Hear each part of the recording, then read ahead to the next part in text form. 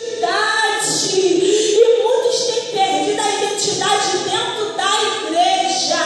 Mas nessa manhã, irmãos, Jesus fala comigo e contigo: não permita perder a sua personalidade, quem Jesus te fez ser. Louvado seja o nome do Senhor. O mundo pode roubar a tua alegria. Louvado seja Deus. O mundo pode roubar muitas das vezes até a tua paz momentaneamente. O mundo pode até muitas das vezes te deixar entristecido. Mas se você tem uma identidade, ele não vai poder roubar quem você é. Aleluia! Não perca aquilo que você é, a sua identidade no Senhor.